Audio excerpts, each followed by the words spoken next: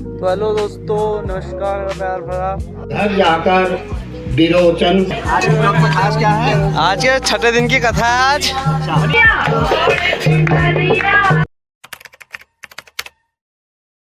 तो हेलो दोस्तों, नमस्कार। कैसे हो आप लोग? मैं भी एकदम मस्त हूँ, एकदम झकास हूँ। मेरे साथ अभी है यशी भाई। और आज हमारे यहाँ है दिन छठा दिन की शुरुआत हो चुकी है। आपको मेरे बीच बैकग्राउंड में आवाज़ आ रही होगी, तो आपको आज दिखाता हूँ भागवत की कथा का। और ये रहा, अभी मैं वीडियो शूट कर रहा हूँ गेट से, क्योंकि मैंने आपको पहले गेट नहीं दिखा रखा था। यहाँ से वीडियो की स्टार्ट कर रहा हूँ मैं। और ये देखिए, यहाँ से अच्छा खासा हमारा प्रांगण हो रखा है। अभी लोग आ रहे हैं और कथा सुनने के लिए। ये देखिए, प्रांगण में लोग बैठे हैं, पीछे तक बैठ रखे हैं। पूरा पार्टी हो रही है अभी, तो लोग आधे भी नहीं आ रखे हैं, अभी आएंगे। और आपको आज मैं लगभग आधे घंटे की कथा सुनाऊंगा भागवत की, तो ध्यान से सुनना। आज बहुत अच्छी कथा सुनाने वाले हैं। व्यास जी, छठे दिन की कथा है। गुरु चरण कमलेभ्यो नमः। मणिद्वीप श्री देवी महापुराणाय नमः। मणिद्वीपादिवासिनेभ्यो नमः।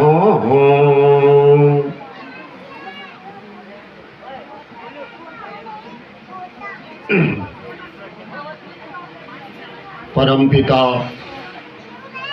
परमात्मा की कृपा, माँ जगदम्बा की कृपा एवं इष्ट देवी इष्ट देव तथा कुल देवी की पितरों के विशेष अनुग्रह से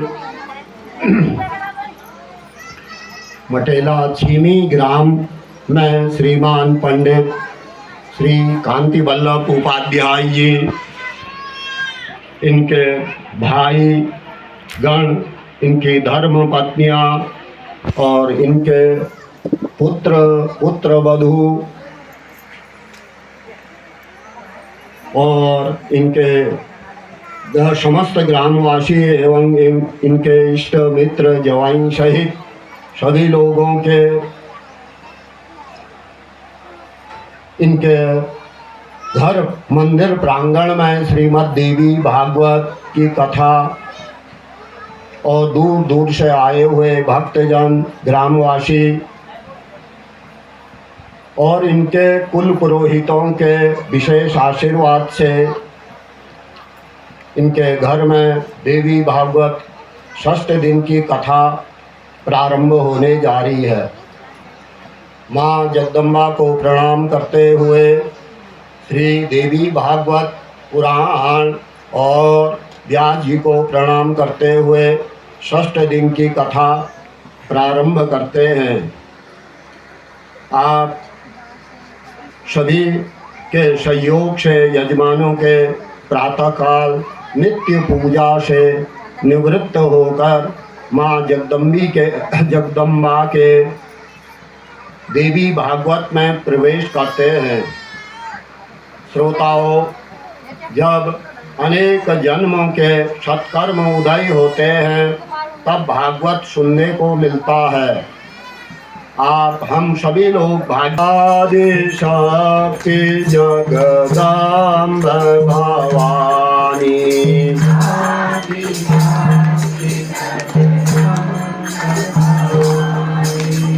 आदि शक्ति जगदम्ब भवानी,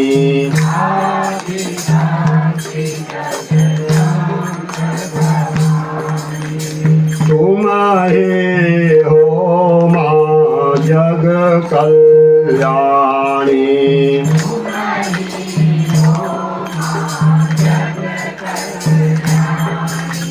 तुम्हारे हो माँ जग कल्याणी।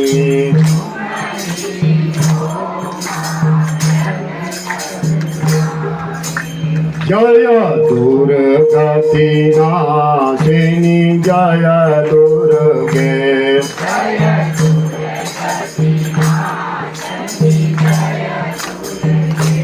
जय दुर्गति नाशिनी जय दुर्गे,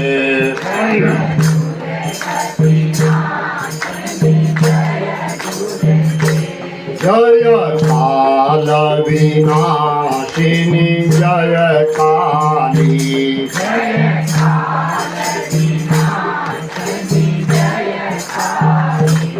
जय काल विनाशिनी जय काली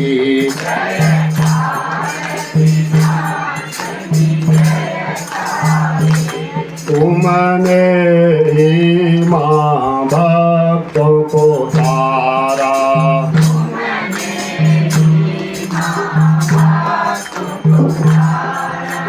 तुमने ही माँ भक्तों को तारा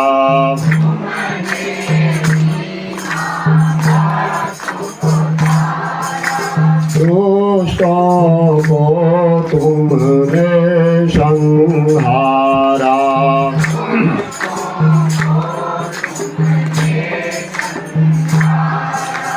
दुष्टों को तुमने संहारा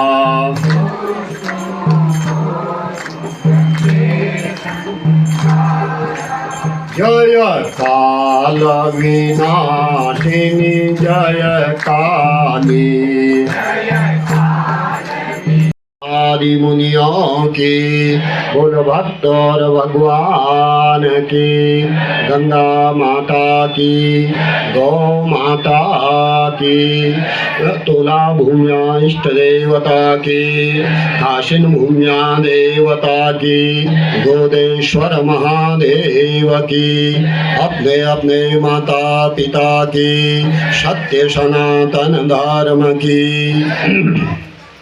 छठवें दिन प्रवेश आप आए हैं, आपके पुण्य हैं, अनेक जन्मों के सत्कर्मों से ही ऐसा अवसर पहले बुद्धि फिर ऐसा अवसर जीव को प्राप्त होता है। यही जन्म जन्मांतरों के सत्कर्मों का फल है जो मनुष्यों को मुक्ति की ओर ले जाते हैं। हम लोग सभी लोग ये पूर्व जन्मों के शुभ कार्यों के कारण भगवान की कथा का रसपान कर रहे हैं। शुद्ध भाव से बड़े सुशांत चित्त होकर कथा सुन रहे हैं। आप सभी पुण्यात्मा देवी चरित्र को सुनने के लिए इकट्ठा हुए हैं। जन्मेजय ने व्यास जी के मुख से यह कथा सुन रहे हैं। 28,000 ऋषियों को सूजी देविक भागवत सुना रहे हैं और यहाँ मैं चीमी ग्राम में आपको यह कथा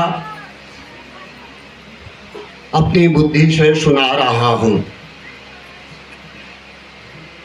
महिषासुर इस वर्ष के पाप के नए साल में जो भी दशाएं हैं, जो भी पाप हैं, ये अगले वर्ष में प्रवेश न करें। भगवान के नाम से देवी भागवत राजा जन्मेजय को व्यास जी सर्प यज्ञ बंद करने के लिए देवी भागवत सुना रहे हैं। कल आपने राजा राम का प्रसंग रावण को मारने के लिए माने।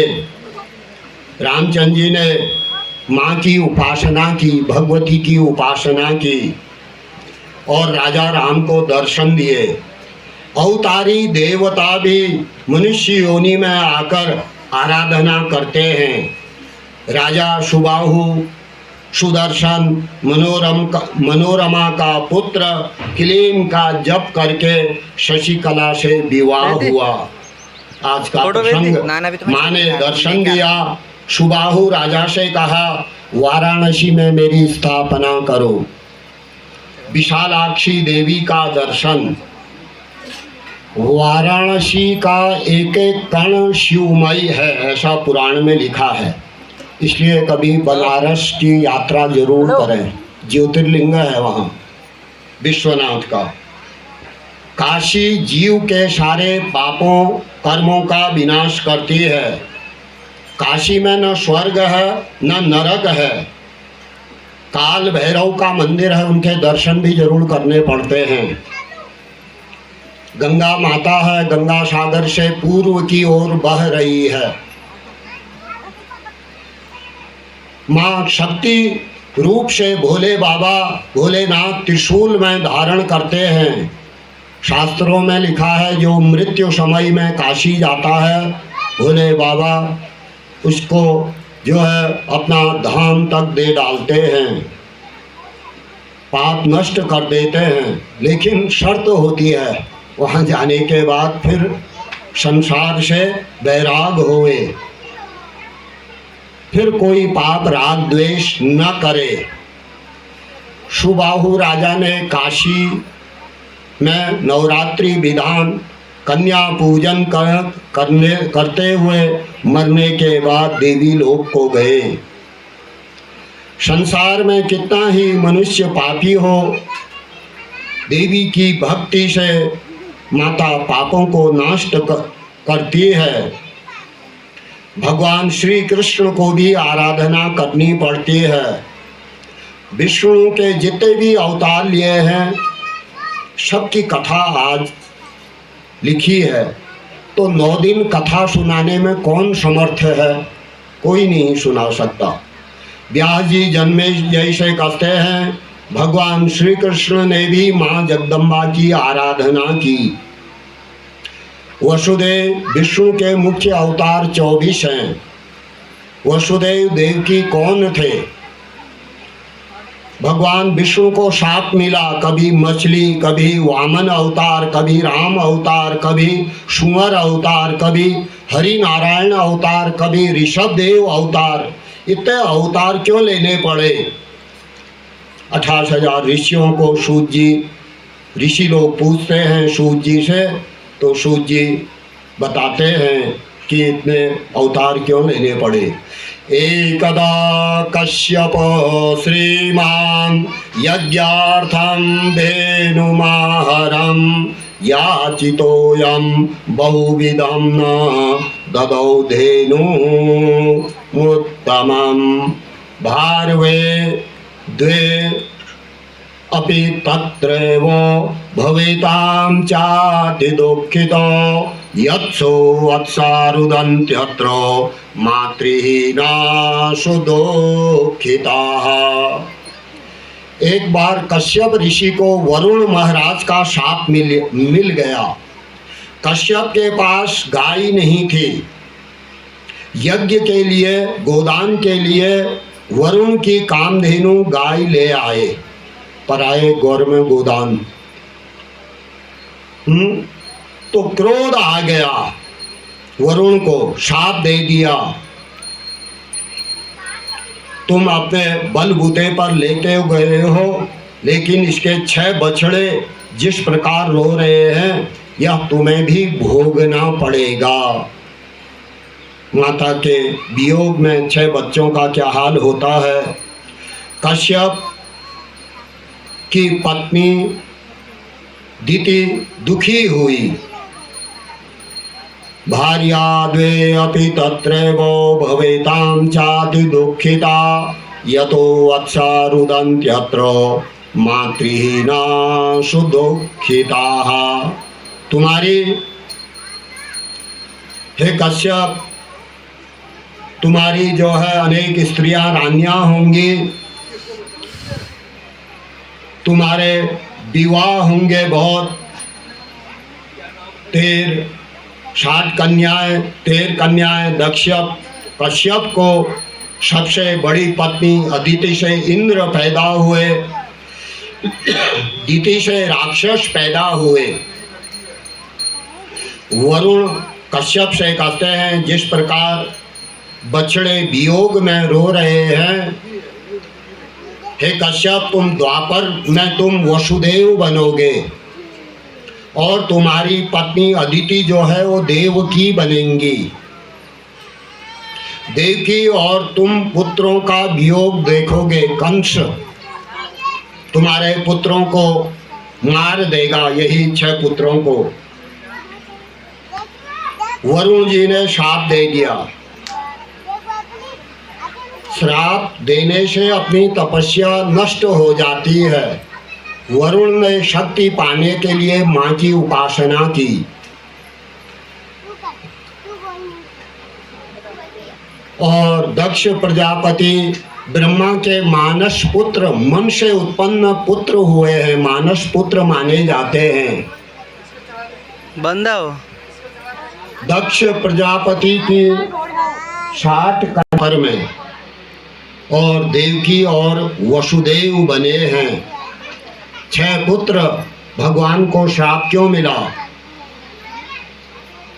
एक बार देवताओं ने भगवान नारायण की उपासना की।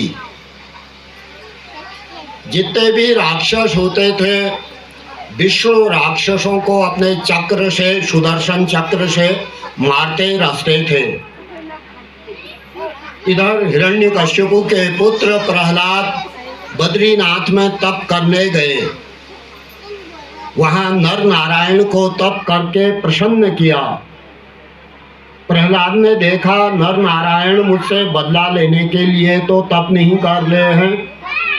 प्रहलाद सेना को लेकर युद्ध करने लगा। चक्रतु परमं युद्धं तौ तदा दैत्य तापसो नारायणस्तु चिच्छेदो प्रहलादस्य शराशरं गन्ध।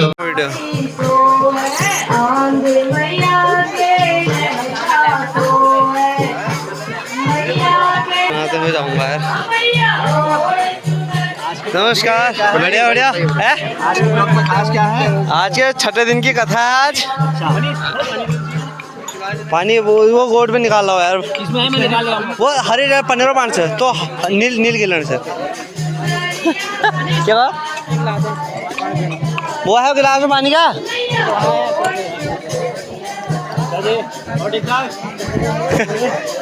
क्या रे अभी हो रखा है कथा का इंटरवल और मैं और पीछे लेके जा रहे हैं चाय की फैक्ट्री चाय को। और वीडियो शूट अभी हमारे छोटे भाई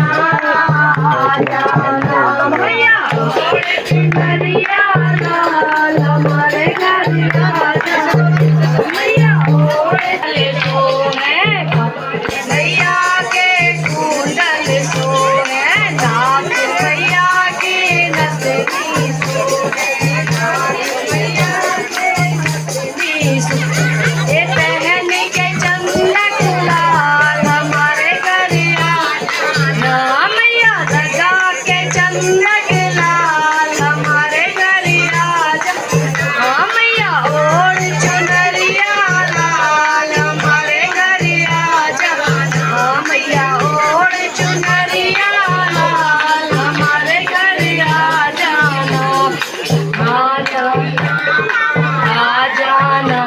तो सबको चाय पिलाने के बाद इंटरवल ख़त्म हो गया था और मैं और ताऊ यहाँ प्रसादी भरने में लग गए थे क्योंकि 1.5 घंटे की कथा और बची थी। तो हम लोगों ने कहा पहले प्रसादी और भर लेते हैं। इधर जोजू लोग फल हल काटने में लगे हैं, वो जोजू आरती बनाने में लगे हैं। हाँ, आरती का जो मतलब आटे का बनता है ना, जिसके ऊपर से बत्ती जलती है, तो वो जोजू वो बनाने में लगे हैं। मैं और ताऊ इसको आराम से भरने में लगे हैं प्रसादी को। तो उस समय 9 देवियों का आवाहन किया। स्वयं 10 वर्ष की कन्या। तो दोस्तों प्रसादी वगैरह हमने पैकेट वैकेट बना दिए थे। उसके बाद ये लास्ट का सीन मैंने कहा थोड़ा और बना देता हूँ वीडियो, इसलिए मैंने लास्ट का सीन भी थोड़ा रिकॉर्ड कर दिया था। और इसके बाद आरती वगैरह होगी और उसके बाद कार्तिक की कथा यहाँ समाप्त होगी और मिलेंगे फिर मैं आपको कल के ब्लॉग में मिलूंगा, क्योंकि अगर मैं आरती बांटने फिर प्रसाद वगैरह बांटने टाइम लग जाता है तो वीडियो शूट नहीं कर पाता हूँ। तो दोस्तों अगले ब्लॉग में मिलते हैं। धन धान्य राजमहल में मेरी उपासना करना, तेरी कोई धन मान, तुझे मान सम्मान